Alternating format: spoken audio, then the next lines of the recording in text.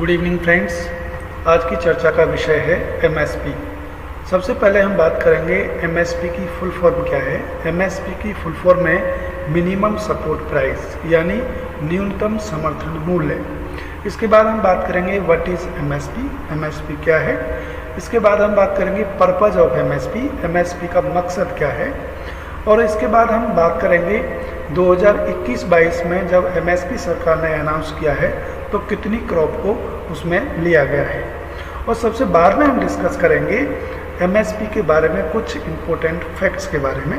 तो सबसे पहले हम जानेंगे व्हाट इज एमएसपी, एमएसपी क्या है। एमएसपी वह न्यूनतम कीमत है जिस पर सरकारी एजेंसियां किसानों से उनकी उपज खरीदती हैं।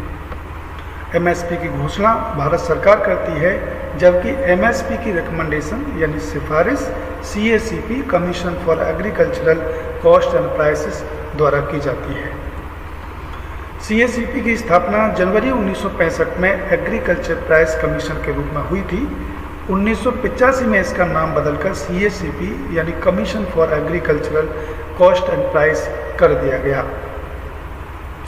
फसल की बुवाई के समय या उससे पहले सरकार एमएसपी तय कर देती है। फसल की खरीद तय एमएसपी से कम कीमत पर नहीं हो सकती, जबकि कृषि उत्पाद इससे अधिक मूल्य पर खरीदे जा सकते हैं।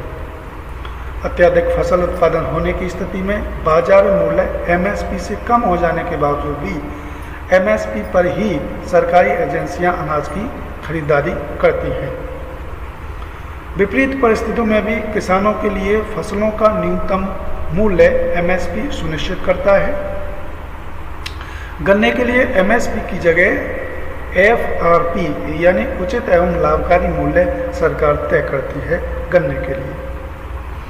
प्रोक्योरमेंट प्राइस यानी पीपी की घोषणा भारत सरकार सीएसीपी की सिफारिश पर फसल कटने से पहले कर देती है। प्रोक्योरमेंट प्राइस यानी खरीद मूल्य सामान्यतः बाजार मूल्य से कम तथा एमएसपी से ज़्यादा होता है।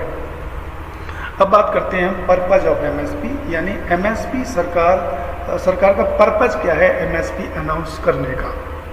कृषि में निवेश को बढ़ाने के लिए किसानों को प्रोत्साहन करना सरकार का मकसद होता है एमएसपी अनाउंस करना। कृषि क्षेत्र के अधिक परिवर्तनशील होने के कारण किसानों को घाटे से बचाने के लिए सरकार एमएसपी तय करती है। उत्पादन और किसानों की आय बढ़ाना इसका उद्देश्य होता है एमएसपी का। उपज लेने से पहले ही फसल की कीमत पता चल जाती है, इससे बेहतर कृषि का माहौल किसानों के लिए बनता है। सार्वजनिक वितरण प्रणाली यानी पीडीएस के लिए सुरक्षित खाद्य भंडार को मेंटेन करना एमएसपी का उद्देश्य होता है।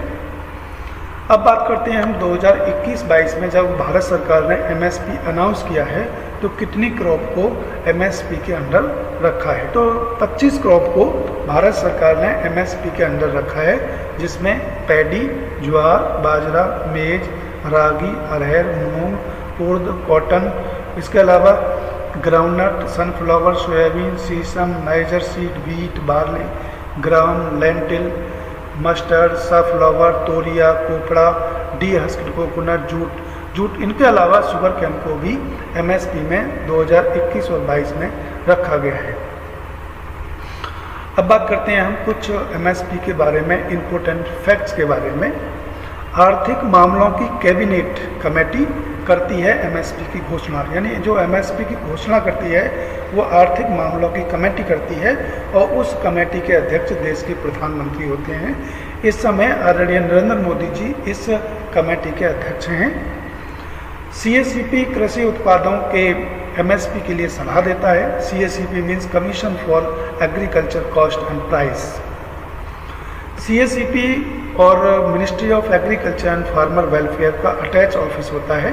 सीएसीपी का जो वेबसाइट है उसका ये मेन पेज है। एमएसपी सर्वप्रथम गेहूं के लिए तय किया गया था। इसके अलावा वर्तमान में सरकार ने 25 फसलों के लिए एमएसपी तय किया है। तो इस प्रकार से ये थी कुछ इन्फॉर्मेशन एमएसपी के बारे में।